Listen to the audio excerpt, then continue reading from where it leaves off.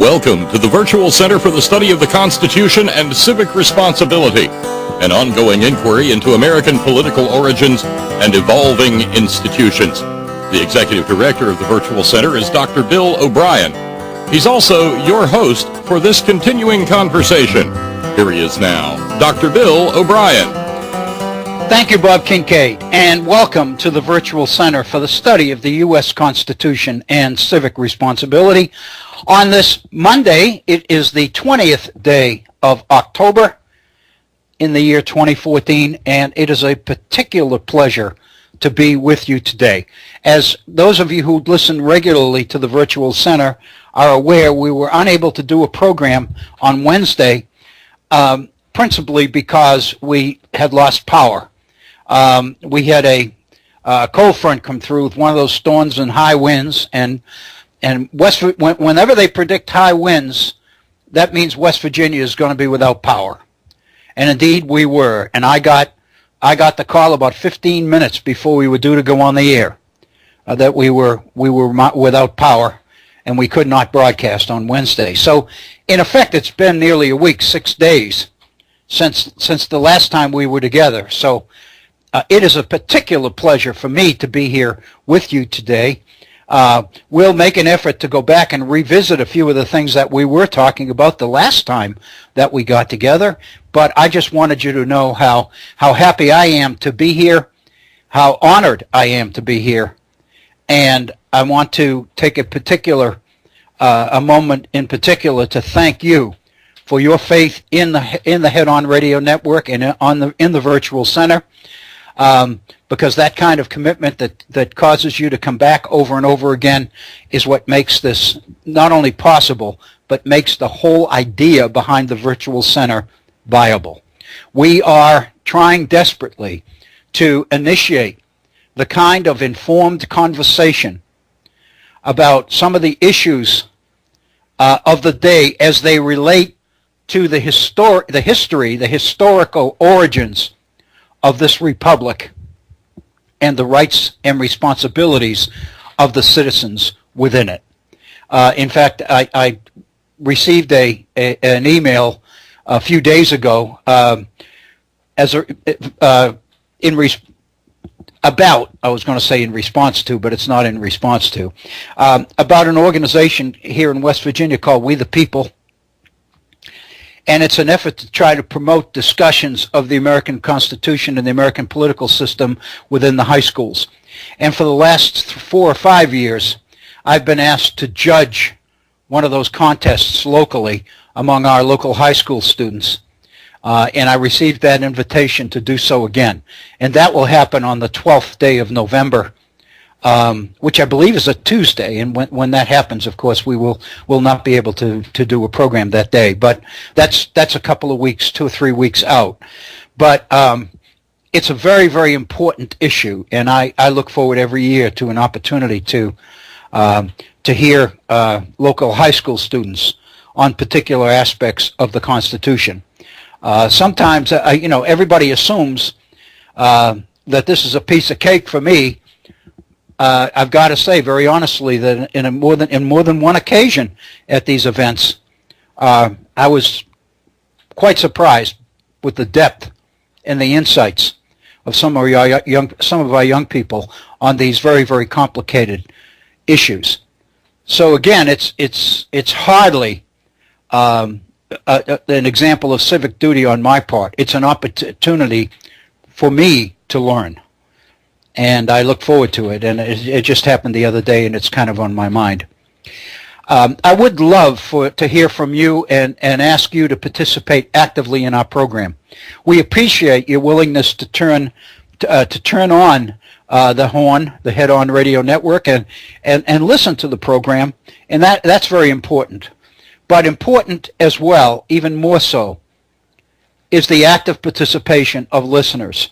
We would love to hear more than one voice, more than one opinion here at the Virtual Center. Specifically, all of us, not just me, but other people who are on the line, as it were, at the Virtual Center.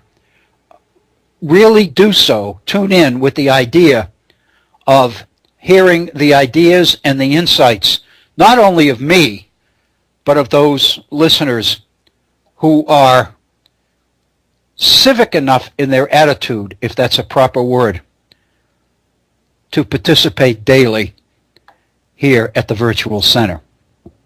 And one of the reasons I want to make a special issue today is that we have a new phone number. And this is the first time that you'll be hearing this number from me. And I want to make sure that everybody has it. So I'm going to try to make it a point to repeat this number probably more often today than I usually do on phone numbers, because I really would like to emphasize and encourage your active participation in the program. Our new phone number is area code 304-663-4676. That's 304-663-4676. And of course, 4676 is the horn, H-O-R-N. So our phone number is area code 304-663-HORN, H-O-R-N, 4676. And of course, I would love to hear from you one-on-one via email if you are so inclined. My email address is waobrien906@gmail.com. That's waobrien906@gmail.com. For those of you who are regular listeners, you will remember, I trust, that last Tuesday, which was our last time together here at the Virtual Center, we were talking about Thomas Jefferson's letter from Paris to James Madison in 1789, the 6th of September, 1789, the very, very famous letter in which Jefferson addressed the issue of the extent to which the earth belongs to the living. And this is a famous statement associated with Jefferson. I've seen it quoted in a number of different venues, but it's not that often, in fact it's rare, that those who mention this mention the context within which it happened, or more importantly, mention the rationale and the explanation that Jefferson provides for his position on this very often spoken and referred to issue.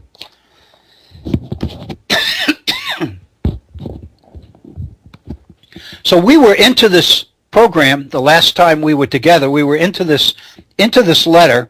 So I'd like to take a few moments to kind of refresh everybody's memory, because it has been nearly a week since we were together, about some of the things that Jefferson said, and more important, some of the explanations and clarifications that he gave in defense of it. There are a couple of things about Jefferson, this particular letter of Jefferson, that I find particularly interesting beyond the subject itself. And again, we are talking specifically about the concept, the idea of a philosophy which suggests that the earth belongs to the living.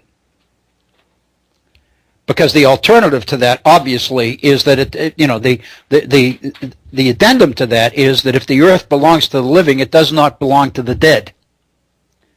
And that's the major point that Jefferson's making. And of course, what he's talking about is the tendency, the inclination in so many nations of the world for one generation to bind the future generations to a particular set of priorities, and especially, and of course this is where most people put their emphasis, especially a series of financial obligations, where a generation, one generation, for example, incurs such tremendous debt well beyond its ability to pay. And of course, Jefferson's suggestion is not only are we talking about a debt level that makes it difficult, if not impossible, to pay? But even more significant to Jefferson is the idea that a generation would adopt the philosophy that it's not necessary to pay this, just kick the can down the road and let those in the future taxpayers pick up the bill. And I think probably as much as anything else, that seems to be a driving factor in Jefferson's mind behind this. But again, this is a letter to James Madison. It's in September of 1789, just to put this into a little bit of historical context. Washington has been inaugurated as the nation's first president in March of 1789. So the new government is underway, is off and running, so to speak. The first federal elections, congressional elections, have been held, and there are elected representatives sitting in both the Senate of the United States and the House of Representatives of the United States during this period. And of course, Madison is in office during this period as well.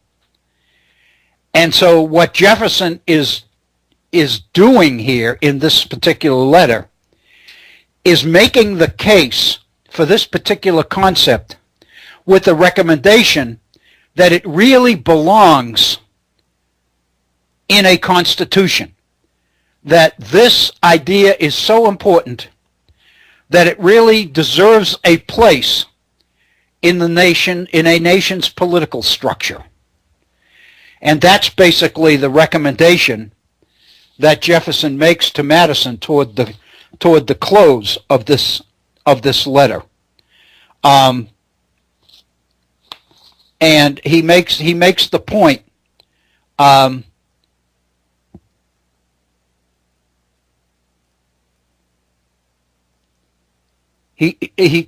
looking for the particular place where Jefferson makes the specific recommendation that it belongs within the frame of government of the United States. And of course, this particular government under the Constitution is just getting underway.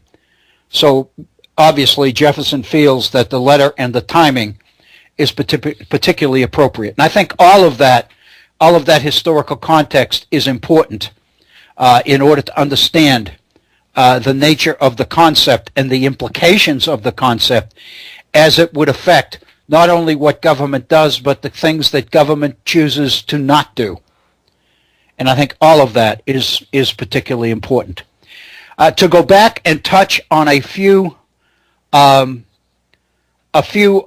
Jefferson's major points that we had touched on during our discussion on last Tuesday, before we move on, at the very outset, Jefferson makes the point that this is a question of such consequence as not only to merit decision, but place also among the fundamental principles of every government.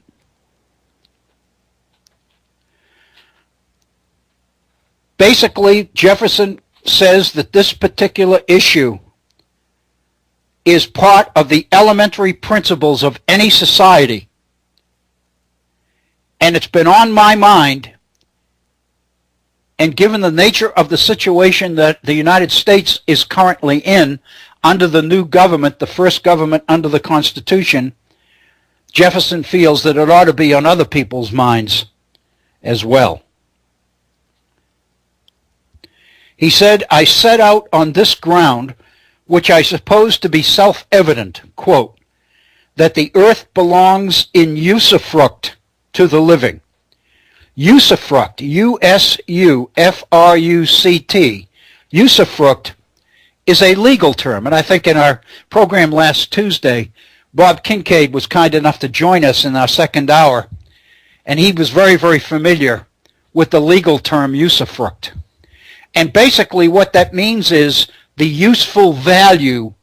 For example, if you're talking about the earth belongs in usufruct, it means that the benefits which the earth provides to the living And obviously that implies that it has value principally at the current moment in time.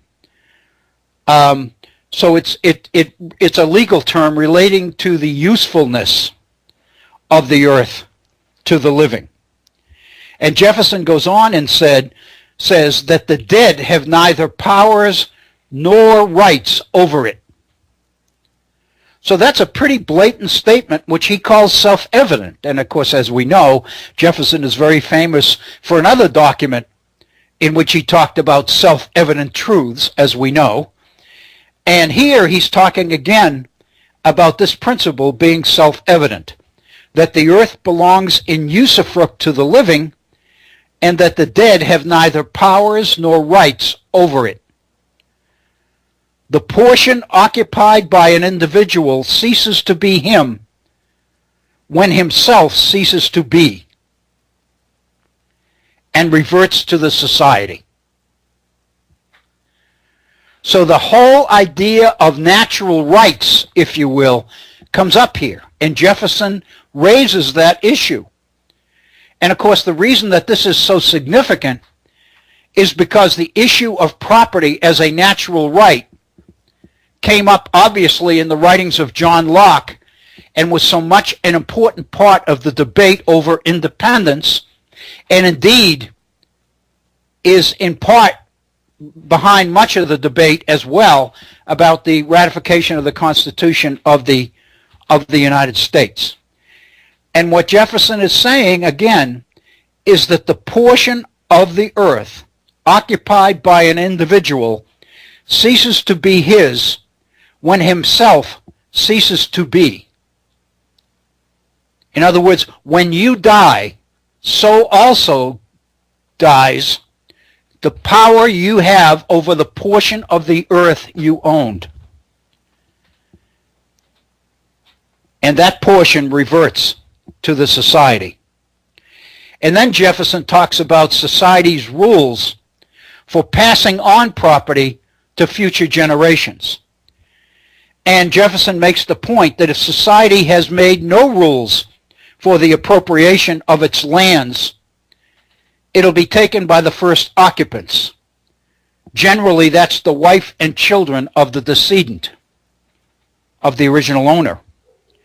If society has formed rules of appropriation, those rules may give it to the wife and children, or to one of them, or to the legatee of the deceased.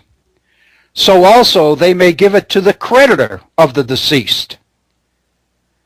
But, and this is Jefferson's major point, the child, the legatee, or the creditor, whichever it is, takes this property not by any natural right, but by a law of the society of which they are members and to which they are subject. This is critically important,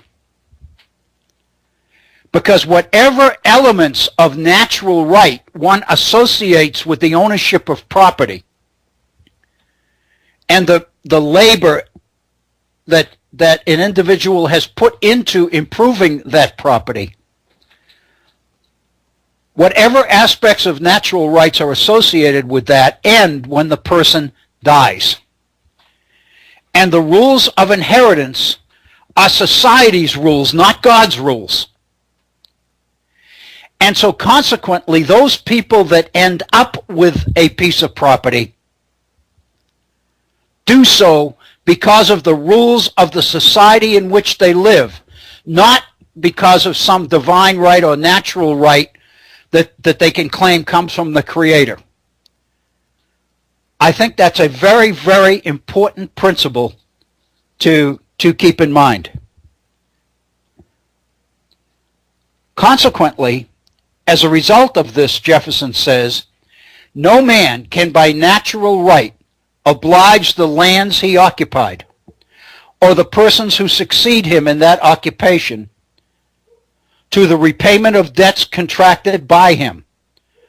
For if he could, he might during his own life eat up the usufruct of the lands for several generations to come, and then the lands would belong to the dead, not to the living.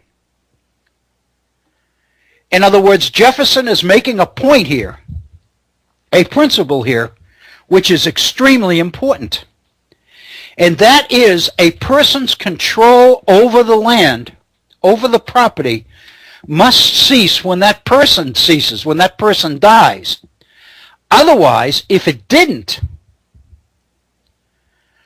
then the living generation would waste and abuse the value and the benefits of the property and pass the responsibilities on to a future generation.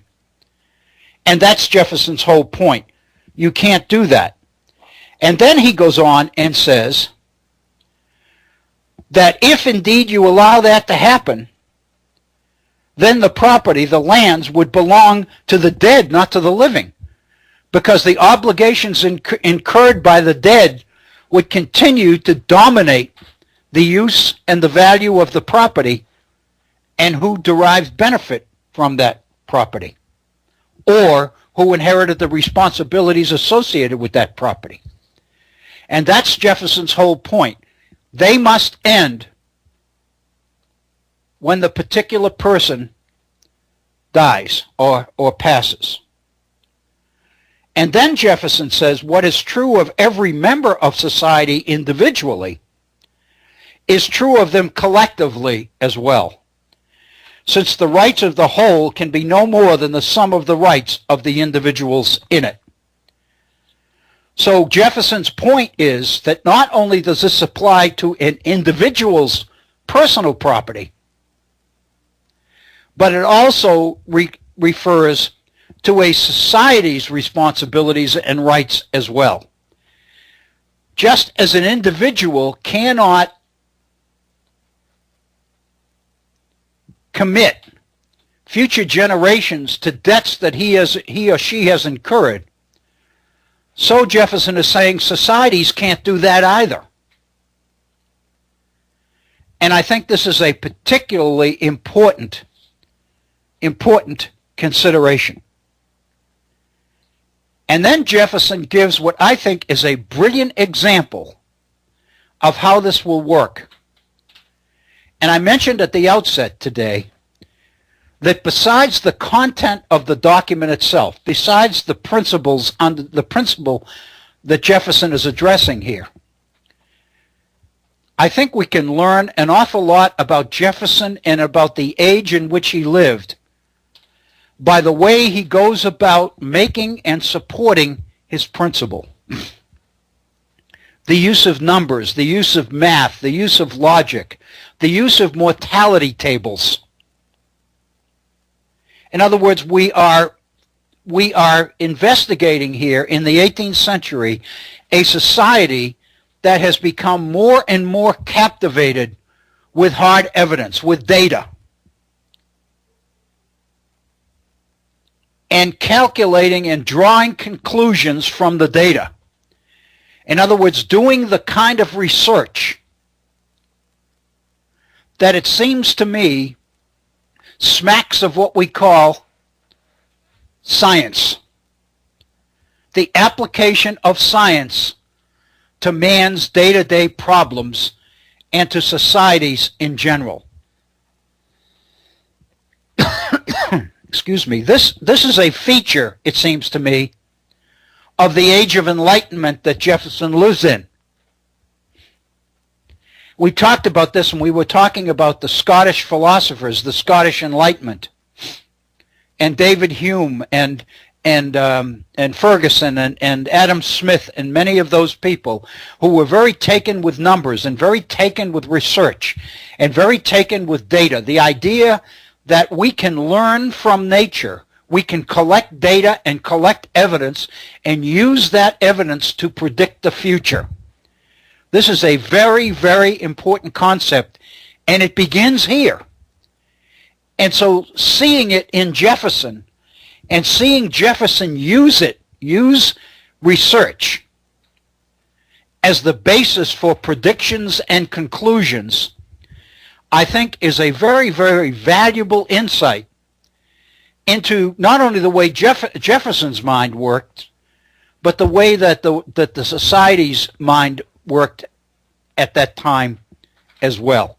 It gives us insights into the age. When we talk about and read about and hear about the so-called Enlightenment, most of the time we look upon it as some kind of a philosophical statement or word that really doesn't have any meaning in the real world. The fact of the matter is it has significant meaning to the real world, and this is the generation that begins to apply that meaning.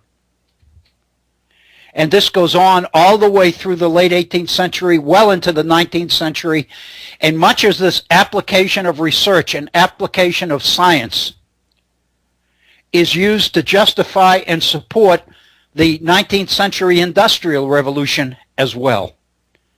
So I think the concept, the principle, is a very, very important one for all of us to understand and know about. Consequently, the example that Jefferson uses here to make his point is, I think, an important example on in a number of different contexts. He says, to keep our ideas clear when applying them to a multitude, let us suppose a whole generation of men to be born on the same day, to attain mature age on the same day, and to die on the same day, leaving a succeeding generation in the moment of attaining their mature age altogether.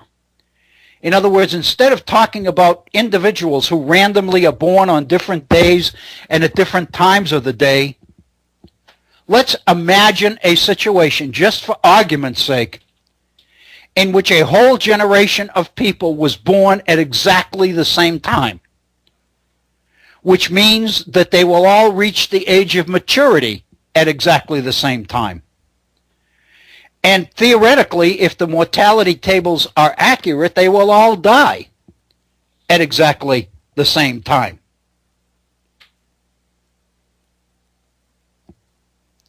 Jefferson says, let the ripe age be supposed of 21. In other words, let's assume, for purposes of discussion, that the age of maturity is 21 years old. So the ripe age is 21 years, and the period of life 34 years more than that. So what Jefferson is saying here is that the mortality tables of that period indicate that a person who reaches 21 years of age will live for 34 more years, which means that the average age of death for a person that reaches 21 is 55. So Jefferson says, again, this is let us suppose. The ripe age is 21, and the period of life 34 years more than that, being the average term given by the bills of mortality to persons who have already attained 21 years of age. So what he's saying is the data, the research shows that in this day and age, which is 1789, when a person reaches 21, that person can expect to live for 34 more years. And of course, 21 is a key point because so many people in this period died during childhood. You know, one of the features of the families and the whole idea of social structure during the colonial period and the early national period, you know, right after independence, during the late 18th century, if you will, is the high death rate among young people. And the fact that husbands and wives would oftentimes, women would give birth to so many more children than lived, because so many would not make it. In fact, one of the research realities of this period is that it was rare for a youngster to know his grandparents, because people didn't live that long. So grandparents were kind of a rarity during this period. And I think all of this contributes to our overall understanding of the period. Anyway, Jefferson goes on with his example of 21 being the ripe age and 34 years more for being what the mortality tables tell us people will reach. Then he says, each successive generation would in this way come on and go off the stage at a fixed moment, as individuals do now. Then I say, the earth belongs to each of these generations during its course, fully and in their own right. So by using this example of everyone being born and everyone reaching maturity and everybody dying at the same time, then Jefferson's point about one generation binding the future generations becomes much easier to understand and to conceptualize for people. Jefferson is saying, then I say the earth belongs to each of these generations during its course, fully and in their own right. The second generation receives it clear of the debts and encumbrances of the first, the third of the second, and so on. For if the first could charge it with a debt, then the earth would not belong to then the earth would belong to the dead and not the living generation. Then no generation can contract debts greater than may be paid during the course of its own existence. At 21 years of age, they may bind themselves and their lands for 34 years to come. At 22, for 33 years to come. At 23, for 32 years to come. And at 54, for 1 year only, because these are the terms of life which remain to them at those respective epochs. So what Jefferson is suggesting is that no generation can bind a future generation beyond the number of years that that generation expects to live. And so depending at what the age of that generation is when the debt is incurred, that tells you the number of years of the responsibility, because you know it all ends at 55. And that's Jefferson's point. And then he makes the point about, as opposed to whole societies, when you're talking about individuals. He said, but a material difference must be noted between the succession of an individual and that of a whole generation. Individuals are key parts of a society, subject to the laws of a whole.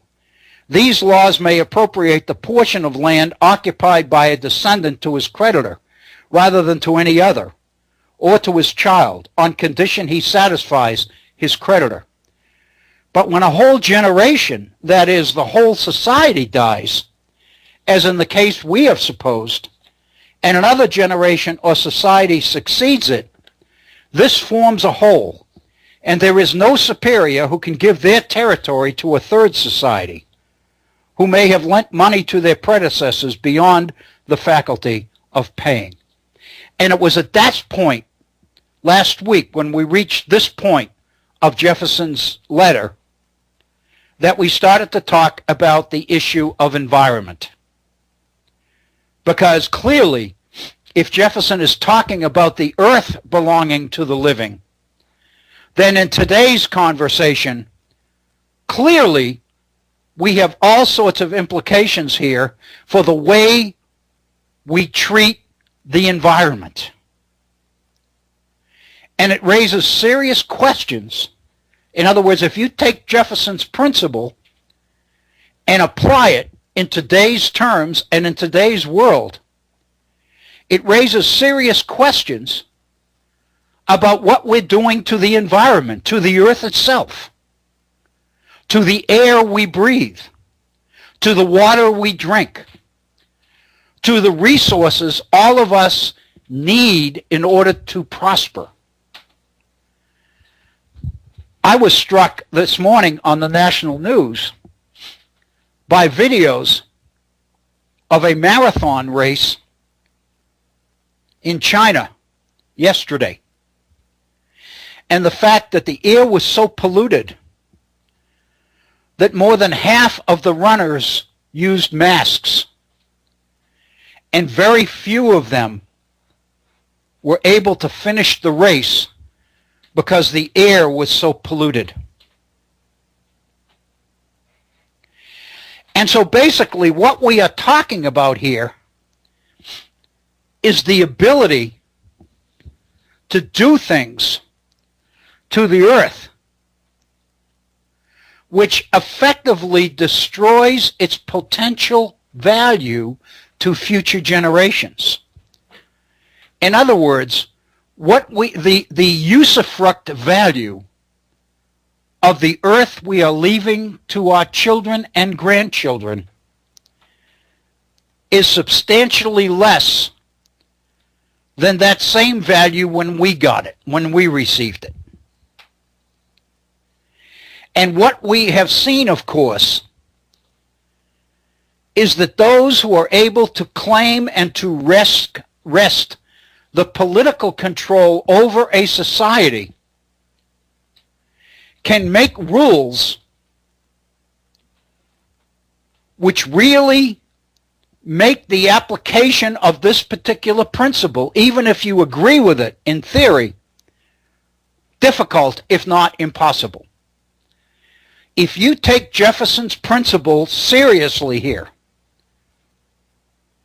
then there are an awful lot of interests and people who are doing horrendous things to future generations. And they are doing it in the name of their natural right to the property.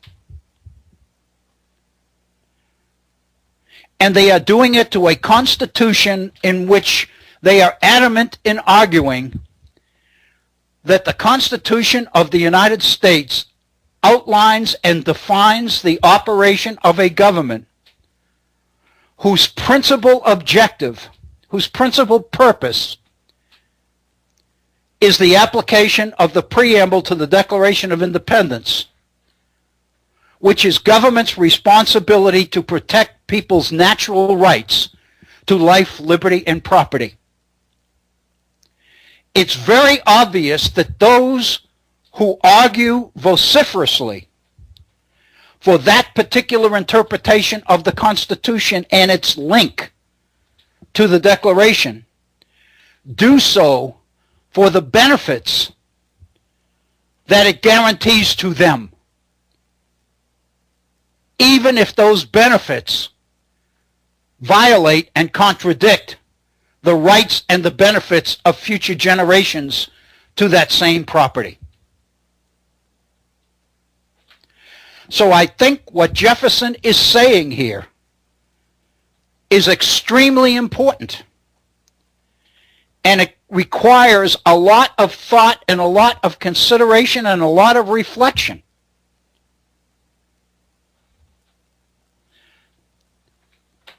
I think that this is particularly important because the more seriously you take Jefferson, and the more unwilling you are to tamper with this philosophy, the more your conclusions fly in the face of those who claim a commitment to the text of the founders. I think what we have here is a generational historical contradiction. The very people who scream the loudest about the founders and the intent of the founders and the extent to which the founders are giving us marching orders that defy time and defy generations because the interpretation of the Constitution is grounded in an effort to go back to the original intent of the founders and I'm thinking specifically here of Antonin Scalia, Robert Bork, Justice John Rogers, John Roberts, Alito, Clarence Thomas, and the others.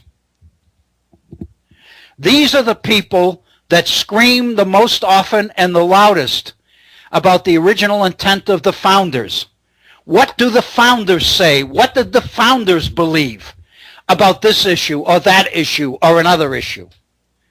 Well, the fact of the matter is what this document tells us is that in the person of Thomas Jefferson, the founders believed a very, very specific thing about the earth and about man's right to it and about future generations' right to that same earth and to the responsibilities of the living to future generations. In terms of the useful value, the usufruct, to use Jefferson's term, of the property ceded to future generations. I think that contradiction is extremely important for us to appreciate and to know.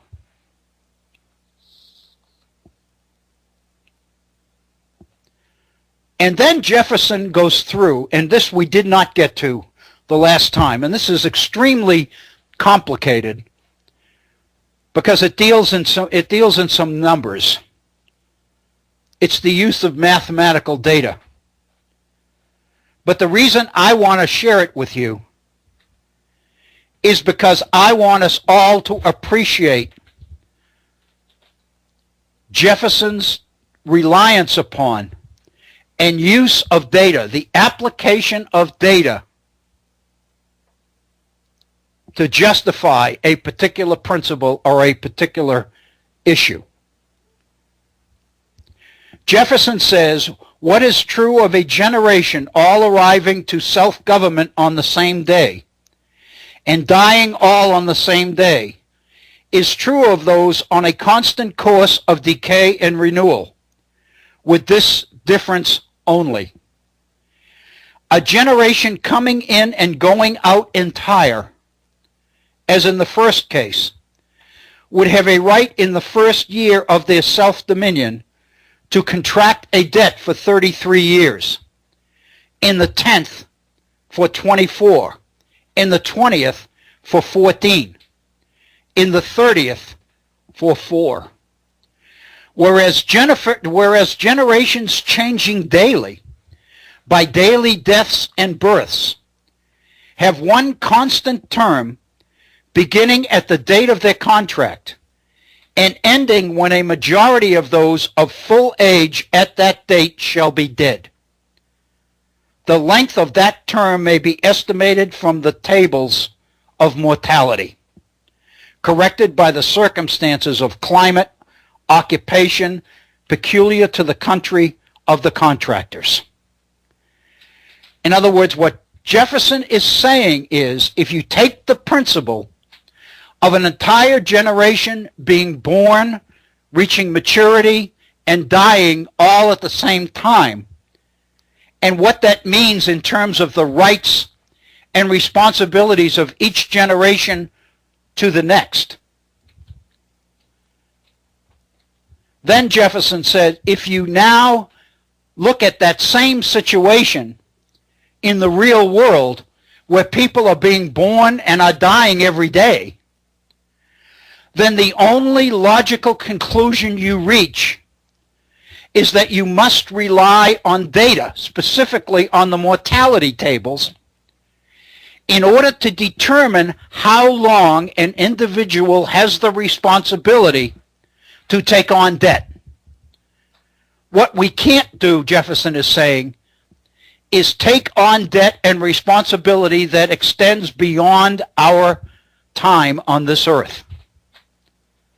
So if the mortality tables tell us what the date, the year of our death will probably be, then that means that we don't have the right to take on responsibilities that we cannot fulfill within our own lifetime.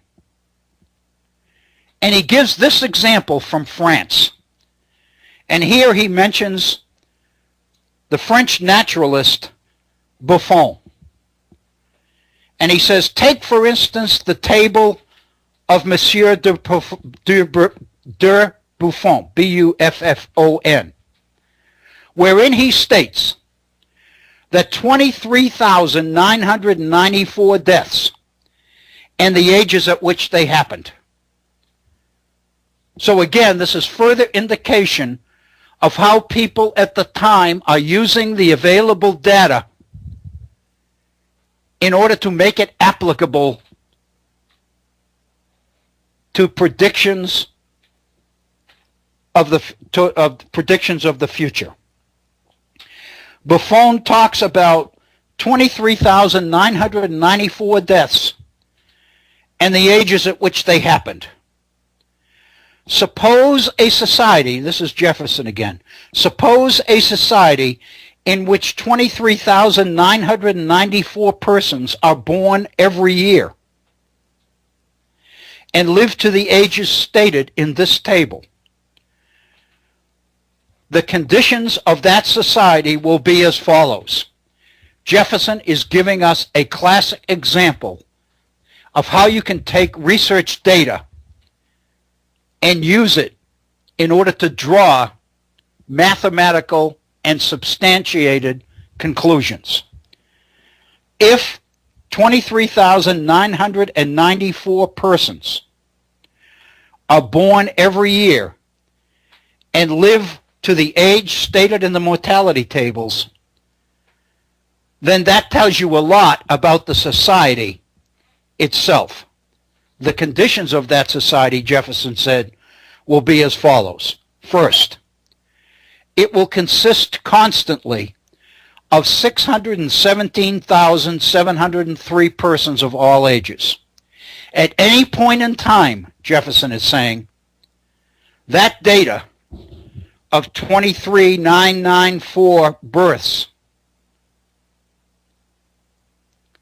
per year means that at any point in time, the population of that society will be 617,703 people of all ages.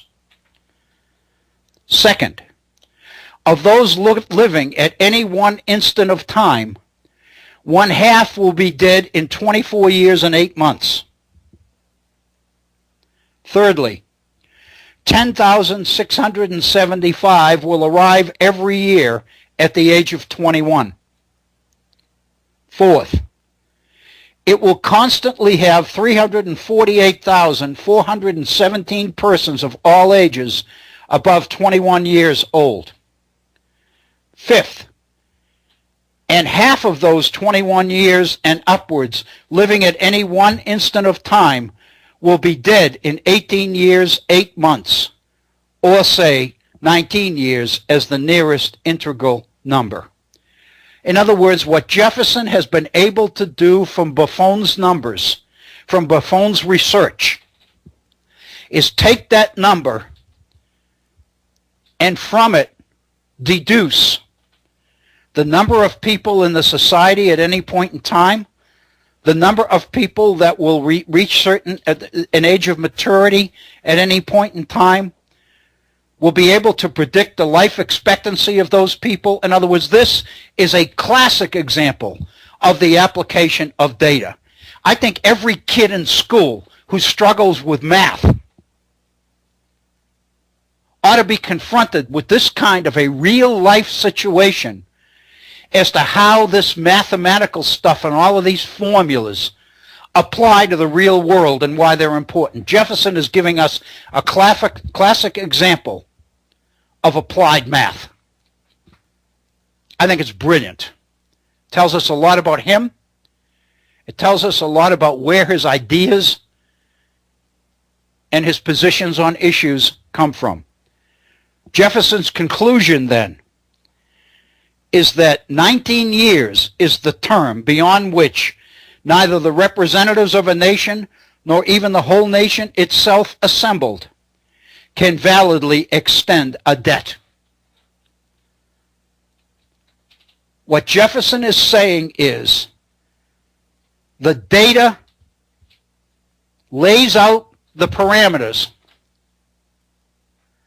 of what people in this particular society, in this case it was France, because the research was being done by Buffon, 19 years was the term that the generation could obligate itself for. And anything beyond that, Jefferson believed, was a violation of the principle. And then he goes through an example about France under Louis XIV and Louis XV, and I won't bother us there. But he breaks all of this down into percentages of debt and interest and all the rest of it. And I'll give you the first part. He said, let's suppose that Louis XIV and Louis XV had contracted debts in the name of the French nation to the amount of 10,000 milliards of livres, and that the whole had been contracted in Genoa. And then he talks about the interest on this sum would be 500 milliards, which is said to be the whole rent roll or net proceeds of the territory of France. And then he raises the question, must the present generation of men have retired from the territory in which nature produced them and ceded to the Genoese creditors? In other words, if Louis XIV and Louis XV had contracted for this kind of a payment to Genoa, would that mean that the people who lived on the land in the future would have to voluntarily give it up in order for the nation to make good on that debt? And Jefferson says, no. They have the same rights over the soil on which they were produced as the preceding generations had. They derived these rights not from their predecessors, but from nature. They then and their soil are by nature clear of the debts of their predecessors. And so what Jefferson is doing is taking the hard data from the research that existed at the period and applying it to the political and social and economic principles of the day. I think this is a brilliant, brilliant letter that has so much value, not only for the principles of the earth belonging to the living. Jefferson goes on, and I'm kind of moving rather rapidly through the rest of this, because Jefferson makes the point that when you start to look at the obligations of a particular society in terms of a future society or generation, Jefferson makes the point that by the law of nature, one generation is to another generation what one nation is to another. I mean, if you look at it that way, you can begin to see that separate sovereign nations cannot obligate each other in the future. So also, generations within one nation ought not to be able to obligate future generations within that same nation. And this is a paragraph that I particularly want to cover before we drop this particular letter of Thomas Jefferson. There are actually two issues left in this letter that I think are worthy of our attention. The first one is this paragraph, and then the second one are some of the questions that Jefferson believes the principle itself raises, the political questions that it raises for political leaders of nations. First, the issue of laws themselves. Jefferson says, on similar ground it may be proved that no society can make a perpetual constitution or even a perpetual law. Jefferson is now taking the principle, which for the most part, heretofore, he's been focusing on debt, financial obligations. And of course, we added considerations about the environment to his principle. Now he's into the realm of politics. And he said, if you take this principle out of the realm of economics and you apply it to the law, Jefferson says no society can make a perpetual constitution or even a perpetual law. Living constitution. The need for a constitution to remain flexible and adaptable in order to meet the changing needs of future generations. Once again, we are back to the 1829 entry of James Madison that we spent so much time on here a few weeks ago at the Virtual Center. Now here's Thomas Jefferson saying the same thing about perpetual laws or perpetual constitutions. You cannot lock future generations into the priorities and principles of the past. He might as well be speaking directly to Antonin Scalia. This is not me talking.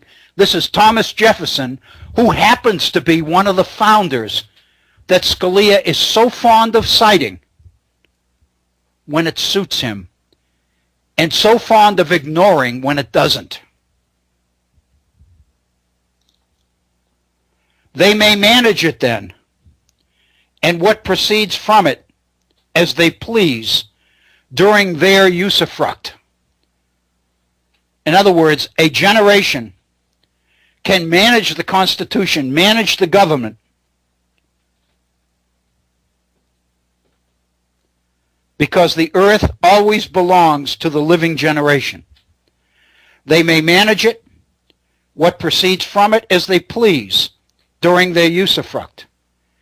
They are masters, too, of their own persons, and consequently may govern them as they please. But persons and property make the sum of the objects of government. The Constitution and the laws of their predecessors extinguished them in their natural course with those whose will gave them being. This could preserve that being till it ceased to be itself and no longer. Every constitution then and every law naturally expires at the end of 19 years. If it be enforced longer, it is an act of force and not of right. Think about that. If a particular law or a particular constitution binds a people for more years than that people can be expected to live, then it ceases to be right and becomes force. It becomes controlled by force and therefore must be changed. And Jefferson concludes the letter by raising a number of questions that it raises. And he's careful to say, because don't forget he's writing this from Paris, that these questions apply specifically, especially in France. It raises the following questions. Whether the nation may change the descent of lands holden and tail. In other words, whether a nation has total freedom to change the laws that govern the inheritance of property from generation to generation. Whether they may change the appropriations of lands given anciently to the church, to hospitals, colleges, orders of chivalry, and otherwise in perpetuity. It raises questions, Jefferson is saying, about the right of a particular generation to obligate future generations to make contributions of land and revenue to institutions. beyond the 19 years that Jefferson believes they have the right to. Whether they may abolish the charges and privileges attached on lands, including the whole catalog, ecclesiastical and feudal. In other words, this principle to Jefferson would seem to override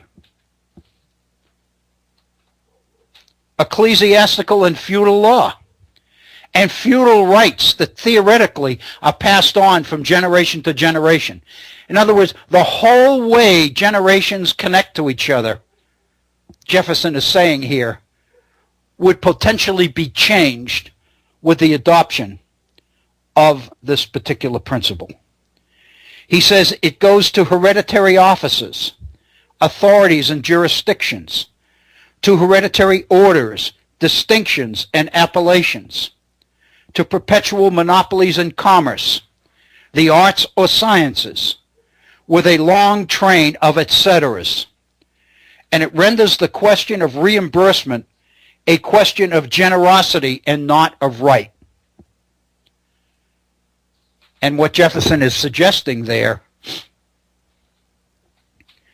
is that future generations can continue to make the same payments or obligations to institutions in future generations.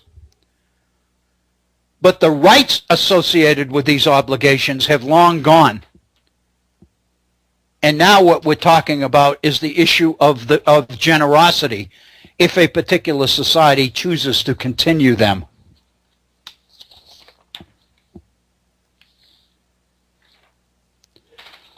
Jefferson closes this letter by making reference to a nation's right to engage in war.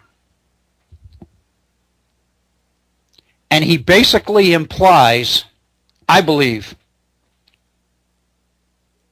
that this whole idea of a nation's ability to independently go to war for obligations and situations that aren't even pertinent to that particular generation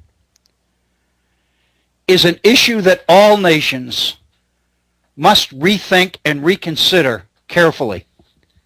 And remember, this is 1789 in France, the beginning of the French Revolution. So in France, people are beginning to think about changing the laws of the future in all of these areas.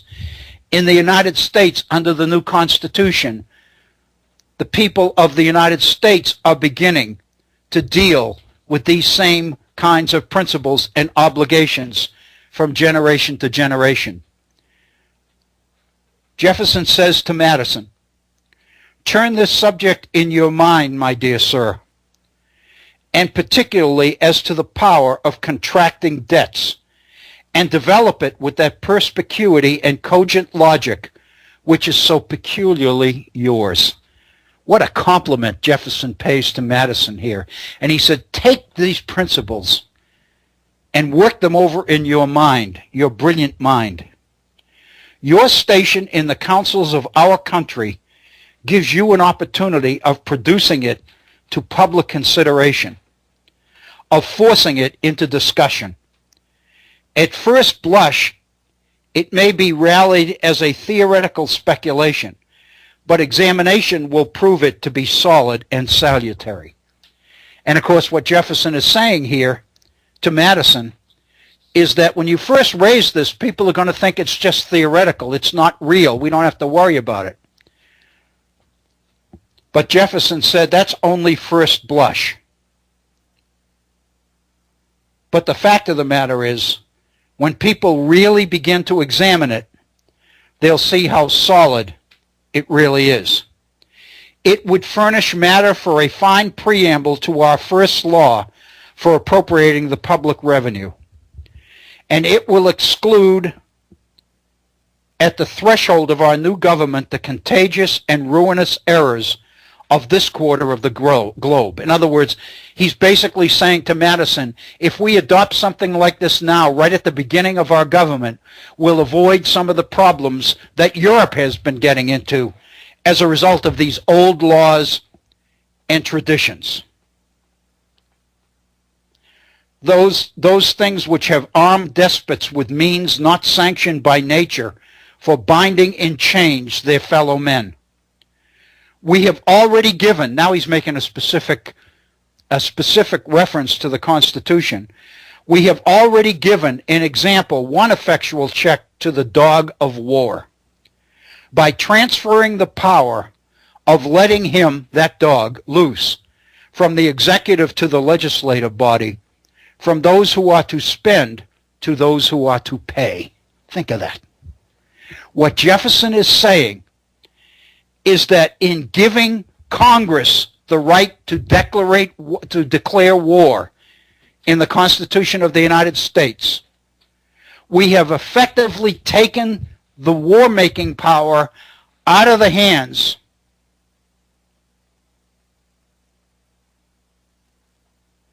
of those who spend and put it into the hands of those who represent the people who must pay. What Jefferson is ignoring here is the ability that the executives have had to get us into endless, undeclared wars. But in theory, at least, in the Constitution, by giving the power to declare war to Congress, what the founders have done is turn control over the dog of war to the people who have to pay for it, not the people who just continually spend and don't have to worry about it. I think that says a lot about these people that we hear all the time that are so quick to talk about using troops here and using troops there when it's not them or their children or their sons who are going to be the ones that'll actually be the boots on the ground, so to speak. And then Jefferson said, I should be pleased to see this second obstacle held out by us also in the first instance. No nation can make a declaration against the validity of long-contracted debts so disinterestedly as we, since we do not owe a shilling, which may not be paid with ease, principal, and interest within the time of our own lives. What Jefferson, is saying here is that this is the time that this principle will mean something to us in this nation, because it's early enough in our history. We have not contracted debts that exceed our ability to pay them in our own lifetime. Therefore, now's the time. One thing to keep in mind, and I know we've gone beyond the top of the hour and beyond our regular break, but before we do take that break, let me make one final point here. And I really believe that it's an important one.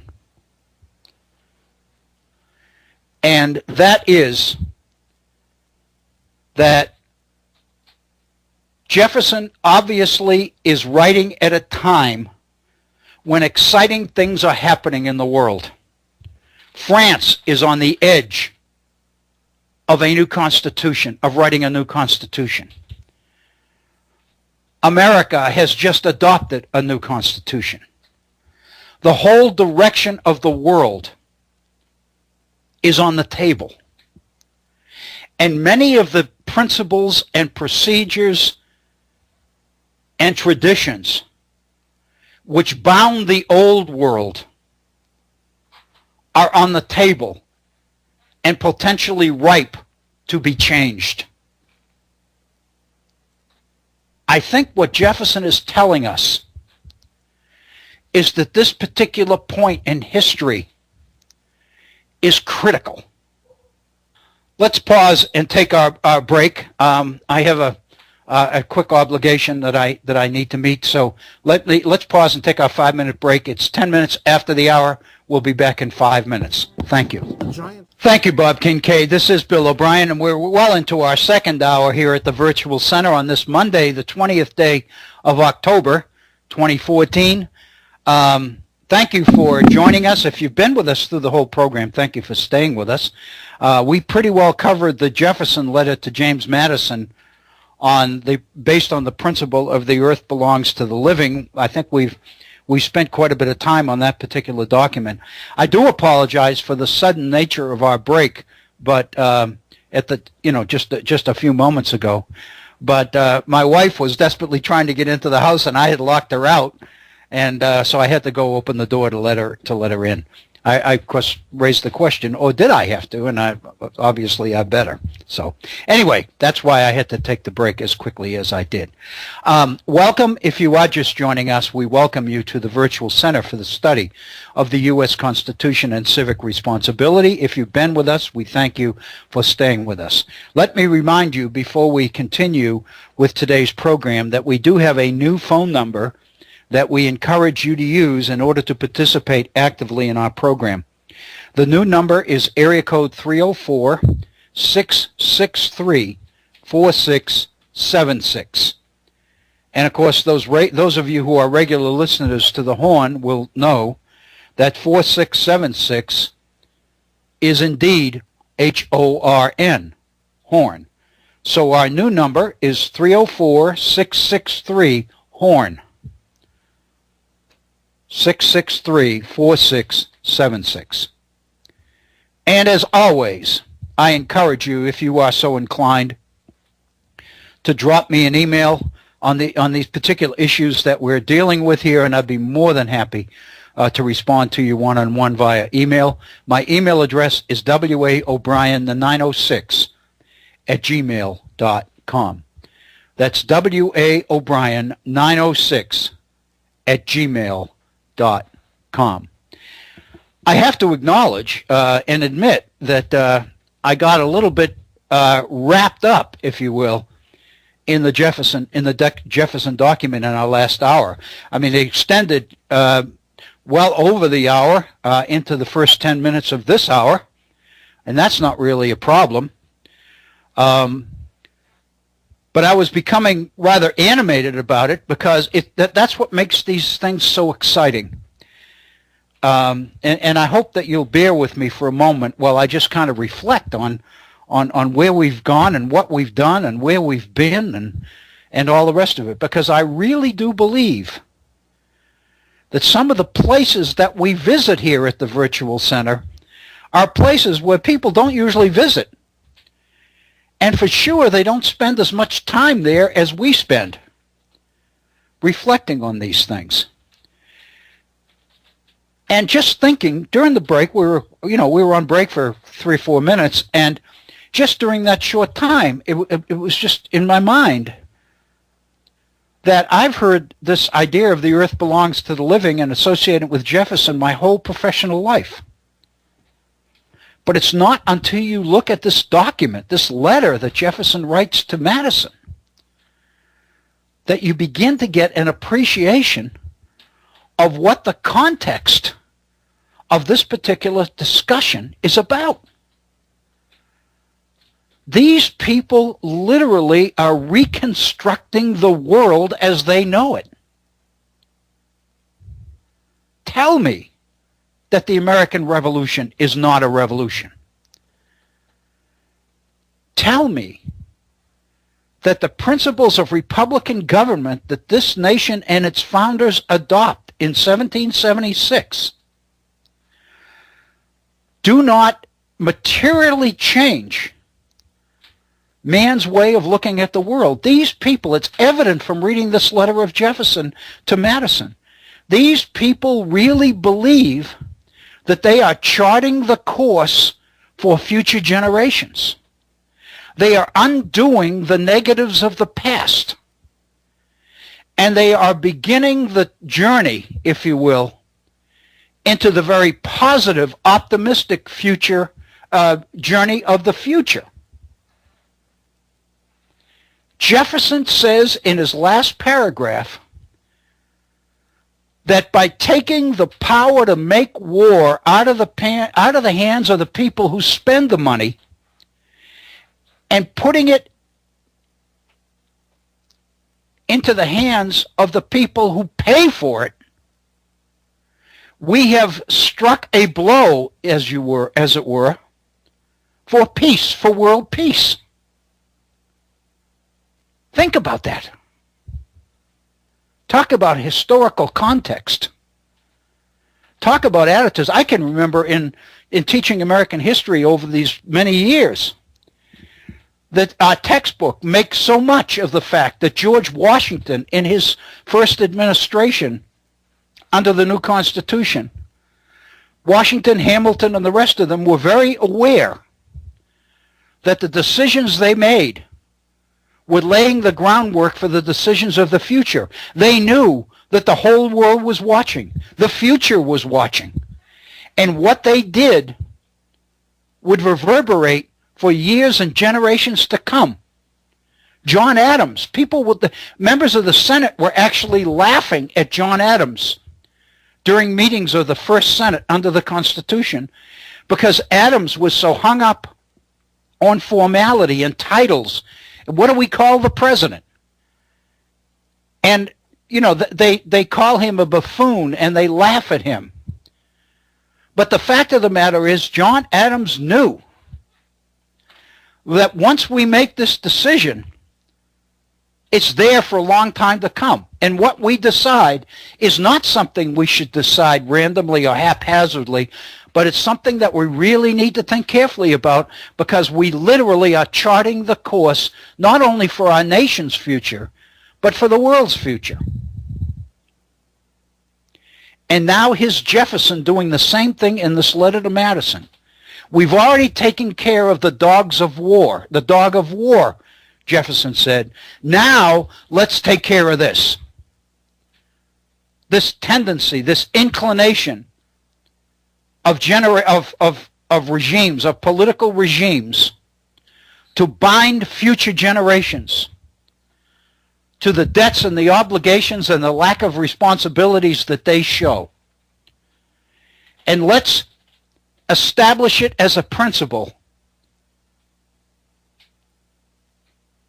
that nations have an obligation, societies have an obligation to meet the responsibilities they take on and not pass them on to the future. And there's one thing to consider here because I can envision a lot of people taking this and twisting it into something that it's not. We know today that there are so many people in Washington and around the nation who are obsessed with the nation's deficit. I'm thinking the most obvious one that comes to mind is Paul Ryan and the budget that he developed, as you recall. But the obsession with reducing the deficit and reducing government spending and thereby reducing government's power of intrusion into society at large and into people's lives. All of this, it seems to me, is something we really need to think about in light of Jefferson. Jefferson is not making a case here for a balanced budget. Jefferson is very aware that in order to promote the public interests of their own citizens, governments and societies are going to have to take on obligations that extend into the future. What he's talking about is the responsibility to make good on those obligations while you are still alive rather than passing those obligations on to future generations. I would suggest to you that Jefferson is not making an argument for a balanced budget amendment in today's vernacular. What he is making an argument for is a government that has the responsibilities to pass the laws and approve the programs which make it possible for this generation to meet its obligations, to unleash this economy, to free up the trillions of dollars that corporate America is sitting on in its continued unwillingness to open up job opportunities, to create jobs for working people, for reasons that clearly are political and clearly are politically selfish. And what Jefferson, I would argue, is saying is that generations have an obligation to do whatever they must do in order to meet the obligations they take on, rather than taking on those obligations and passing them on to future generations to be paid for. I would suggest to you then that Jefferson's argument on the principle of the earth belonging to the living is not consistent with those who would advocate a balanced budget amendment, or more importantly, a constitutional convention designed to enact it, but rather they are consistent with the frustrations of those in Washington who seek to pass legislation designed to meet the obligations of this generation, so that those obligations will not be passed on to the future ones. We consistently hear comments and references to the fact that the engine of this economy, the potential of this economy, is so huge and so lucrative that if we unleashed it, we could easily meet the obligations incurred in our deficit. And that even includes wars that we got into and didn't fund in order to keep the people who pay for them out of their constitutional responsibilities to make the decisions. So I think a moment of reflection on Jefferson's letter to Madison and his advice to Madison is well worthwhile and well worth our time here at the Virtual Center. I believe that this particular letter is one of the founder's most important legacies to future generations. If only our young people had the chance to see it and reflect upon it. But given the way they study history and study the past, we find that they are subject to the political, economic, and social priorities and assumptions of those who control curriculum in our classrooms.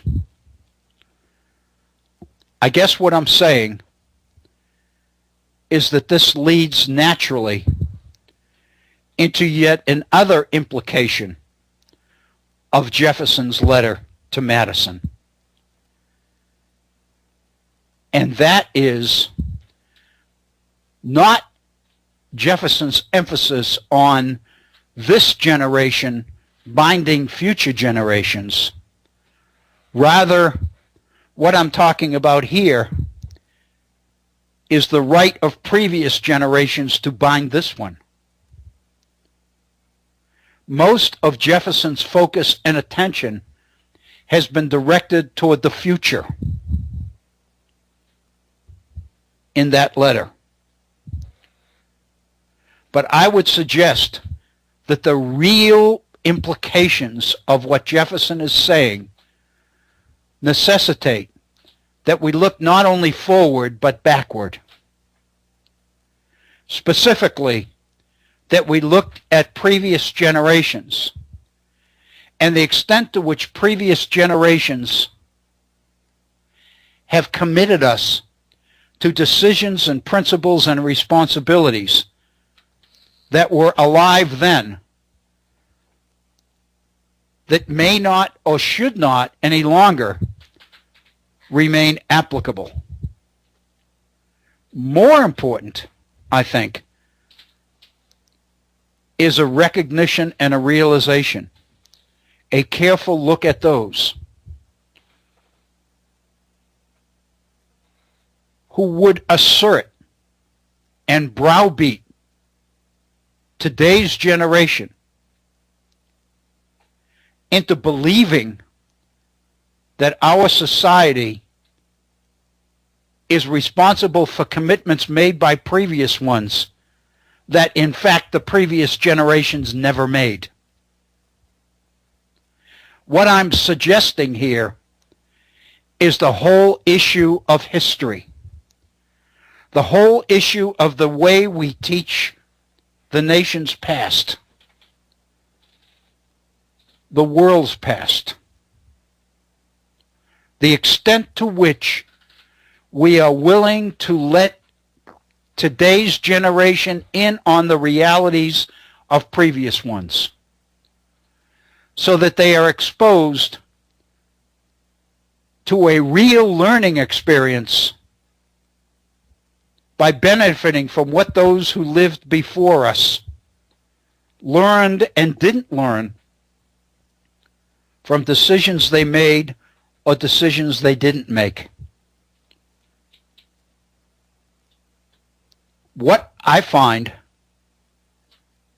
seems to be, for me, one of the most applicable venues for the application of Jefferson's principles here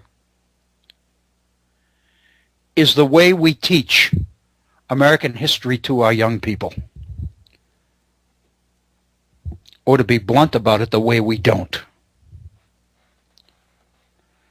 I think we are privy today, at this very moment, to a debate that is going on in this country that seems to me to be focused exactly on the kinds of things that Jefferson was talking about in 1789.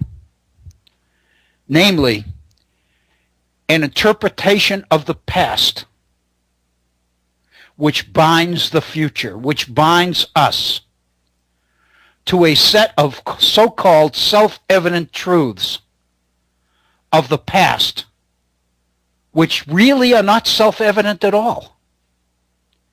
The only reason, or the only way that they become self-evident, is through continued ignorance. And people's inability or unwillingness to look at the evidence and to understand the things that those who went before us are telling us. Jefferson's letter is valuable for a number of reasons, 3 of them that we've addressed today specifically. One is for the concept, the principle itself, the content. The second thing that makes Jefferson's letter valuable, it seems to me, to today's generation, is the way Jefferson makes his argument and supports it, and uses research, uses science, and the application of mathematical principles in order to draw conclusions and make predictions about the future. And the third thing that Jefferson's letter gives us is insight into the particular time in history that our founders lived and wrestled with some of these problems and some of these issues. Clearly, Jefferson is sharing with Madison the fact that not only the United States, but France, the most powerful nation in Europe, is on the cusp of a revolution, is making decisions which will suspend many of the obligations that previous generations have made to the current generation of French citizens. Jefferson mentions specifically the laws, the ecclesiastical laws, the laws of the church. He mentions specifically feudal law and the extent to which feudal traditions have bound France for so long into beliefs and obligations which have really allowed those who are in power and benefiting most directly from the absence of change these are the very people that are resisting change. I think the same situation applies to us today in terms of the way we teach our young people about our past, about the nation's past. What we are seeing is a conscious political decision to emphasize those things in the past which support the political priorities of the present, and to bury those aspects of the past which don't. And all of that is contingent on the continued ignorance of the American people. And what we are seeing in the world of education, specifically secondary and higher education today, in terms of the current debate over the way we teach history, is the desperate struggle of those who are opposed to change, to find ways to prevent it. We are on the cusp in 2 weeks of an election in this country which is predicted to give these people more political power over the decisions the nation is currently able to make than they have had before. But I must share with everybody that by definition this is short term.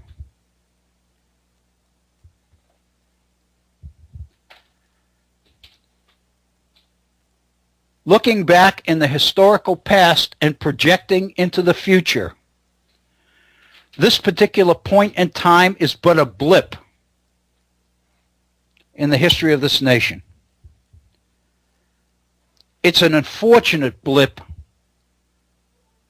but a blip nonetheless. Because the fact of the matter is, the debate over what's being taught or not being taught in our schools reveals to me a level of desperation that I've not seen in a long time. I think we have finally reached the point in education where the kinds of things that are finally happening in the way we educate our young people are on the very edge of really happening, really becoming established principles in curriculum. I saw it with the Common Core and the debate over the Common Core and the reaction of the right against the Common Core. An argument which was principally driven not by what the Common Core standards said or did, but by an emphasis on who supported them.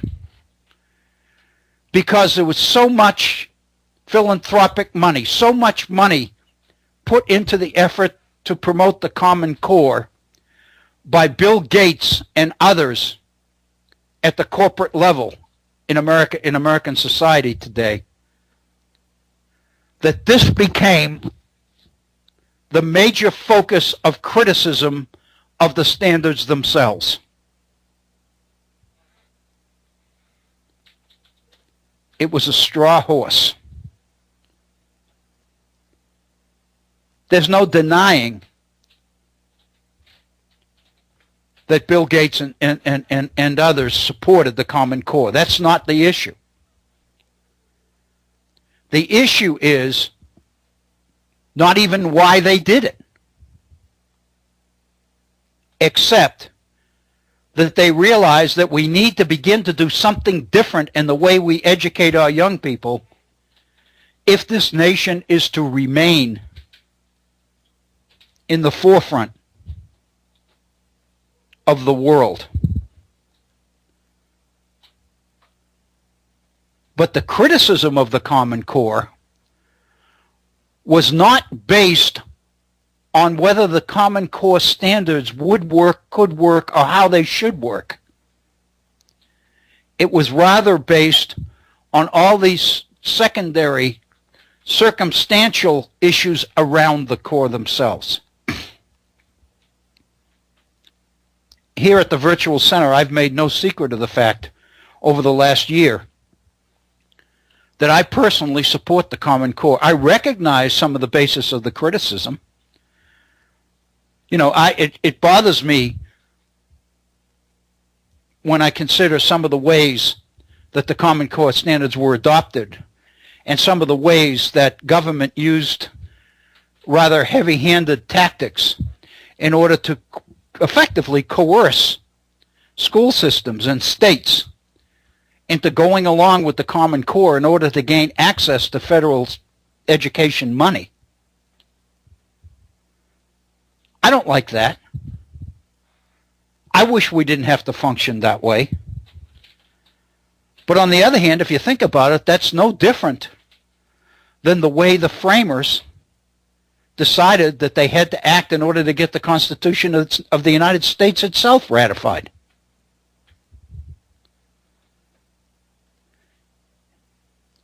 If you are dealing with people that don't understand and refuse to learn, who don't want to know and don't want to change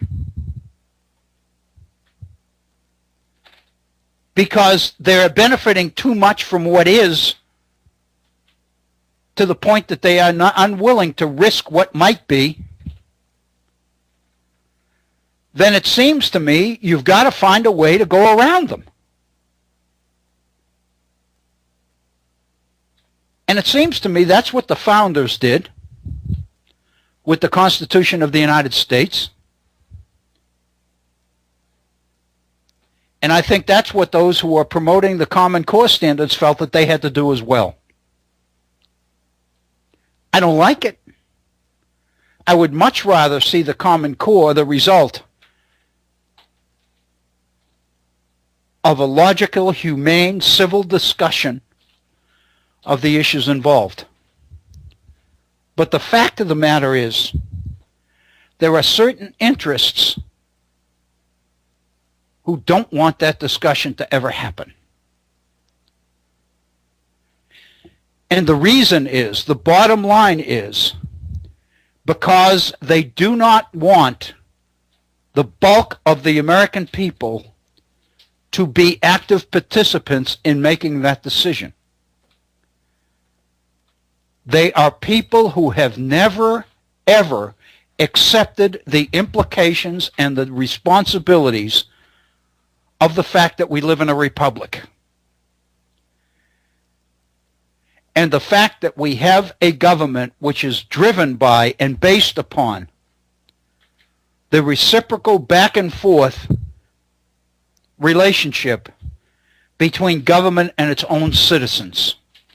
Not just a small number of citizens who happen to go to the most expensive private universities, but all of our citizens.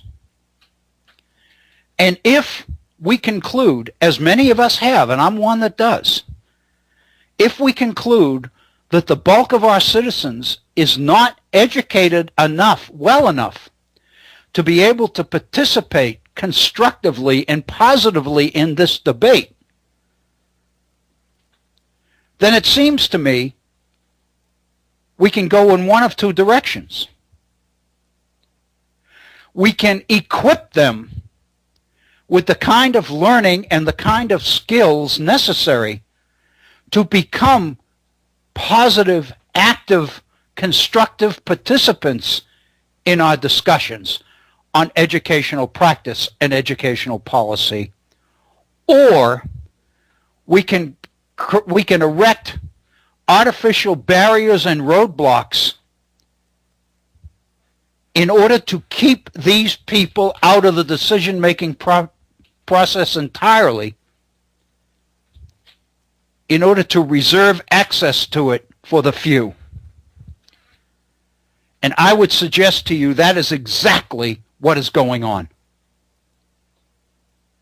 If you read the Common Core standards, and we have here at the Virtual Center, we looked at the specific learning objectives for students at certain levels in the educational process as it would apply to the teaching of America's past, America's history.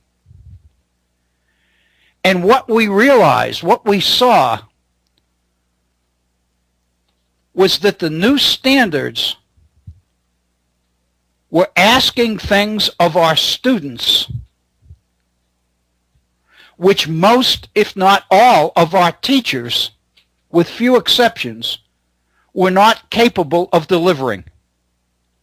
We were asking our teachers in the classroom to deliver a level of education to their students that these teachers never had access to as students themselves. Because there was nothing in their college preparatory programs that adequately prepared them for the kinds of cognitive skills and learning activities that they were being criticized for not delivering to their kids. And the whole thrust of the standardized testing revolution in America is oriented towards proving what our teachers are not teaching, demonstrating beyond a doubt the things that our kids don't know. We are caught in an absolutely impossible situation of contradiction in our classrooms. We are demanding levels of instruction and education from our students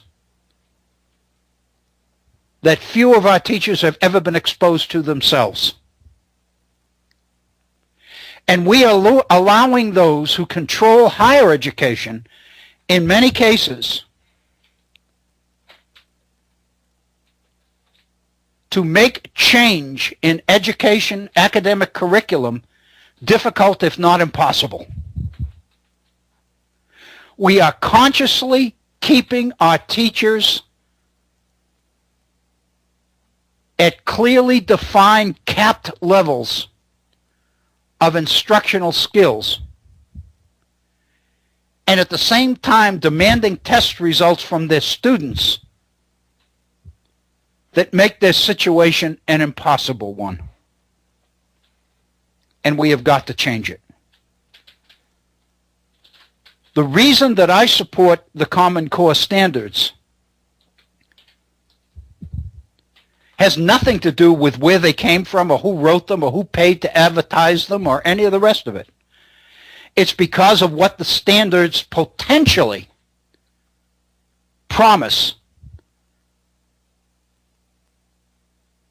that will happen in our classrooms.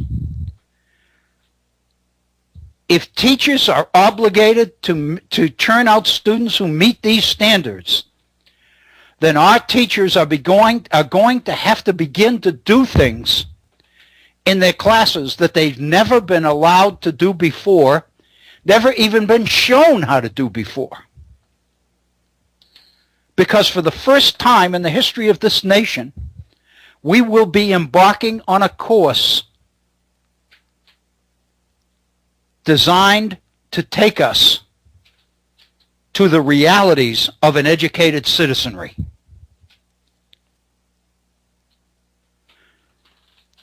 To an educational situation in this country where the vast majority of young people will, for the first time in their lives, experience the joy and excitement of learning.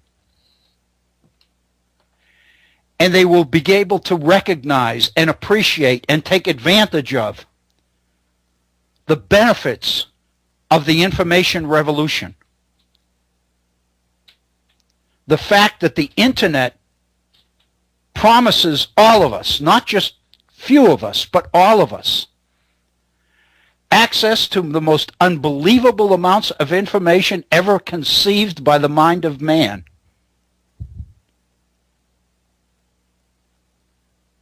Heretofore, we have a computer literate population in the making, and much of what they do is play computer games.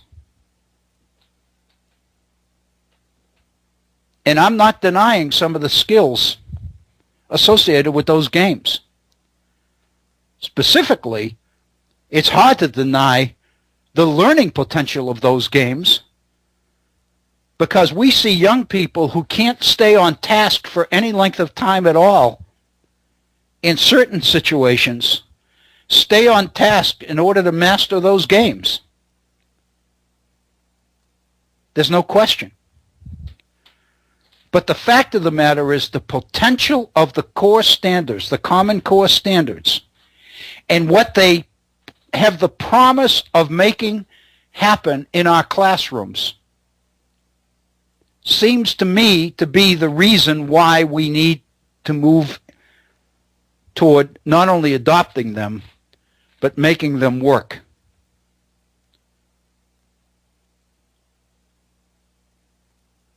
But the fact that I consider myself to be somewhat of a historian ought not to blind me to the realities here. Because in focusing on the Common Core standards, I'm wallowing around in the past, the recent past, but the past nevertheless. Because it appears that the debate over the Common Core standards, which was so alive and so volatile but a few months ago, has in recent days and weeks shifted into a focus, into attention on a new framework for teaching advanced placement American history in our public schools. Early in this century, and we are talking 5-10 years ago, a movement began amongst professional historians to make the kind of changes in teaching American history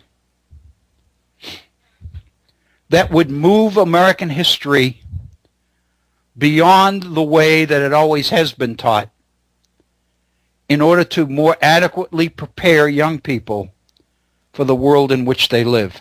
In effect, the changes in teaching American history at the advanced placement level in high school, which for all practical purposes equates to the college level in terms of teaching American history, is resulting in one of the most heated struggles for control of curriculum that the nation has experienced. The textbook wars of the 1970s and 1980s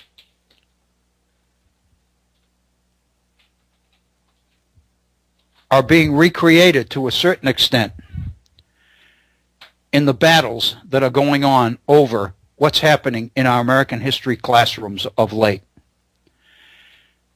It seems to me to be an easy, smooth transition from the things that Thomas Jefferson has been telling us in his 1789 letter to James Madison in terms of the way we teach the nation's past. We are literally engaged in a battle in this country to determine whether, in fact, this generation and future generations will be bound to decisions and responsibilities made in the past, or whether, in fact, we will see the kinds of curriculum changes in our classrooms, in our history classrooms, which will better prepare and better inform our young people on the nation's past. For the first time, we are on the edge, at the cusp, if you will, of letting the vast majority of our young people in on America's story. Up to this point in time in our classroom, America's story has been the story as written by the few in terms of what they wanted the many to know, and more importantly, what they didn't. And what they wanted America's young people to believe, and more specifically, what they didn't. Involved in this shift from the Common Core to the new standards for the AP history programs, the advanced placement programs in America, is really a level of frustration and desperation that I find exhilarating. Because I think what the Common Core standard debate promised is coming to fruition in the AP program. And I think we have an awful lot to learn, not only by looking at what those who would reform the teaching of American history are trying to do, but even more interesting and important potentially is looking at the efforts of conservative political interests in this country to stop it. It is so ironic that the arguments being used to challenge the changes taking place in the way advanced placement American history is taught in our high schools to our best students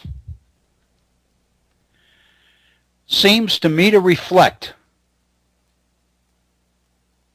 the desperation of those who would block change.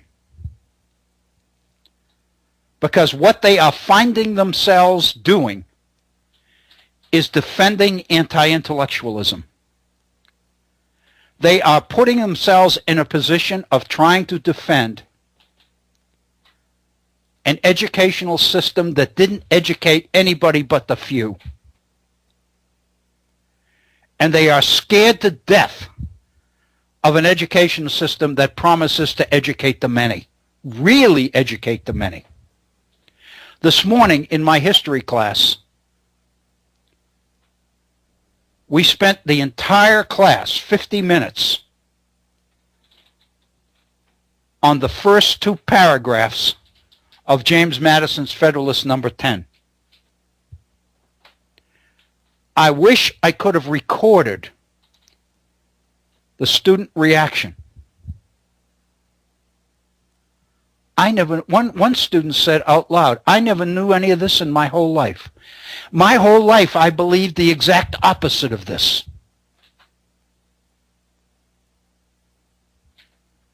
Because we were reading the document. And what I did was tell them to take the first 15 minutes of class and read the first two paragraphs of Madison's Federalist number 10. And after they read it again. And see if when we all come back together, whether you can tell us, the rest of us, exactly what those first two paragraphs say. This is a university class. And when we came back, one student said, I have read, in the 15 minutes you gave us, I have read the same paragraphs 4 different times. And I can't tell you what it means. I can tell you what I think it means. but I can't tell you.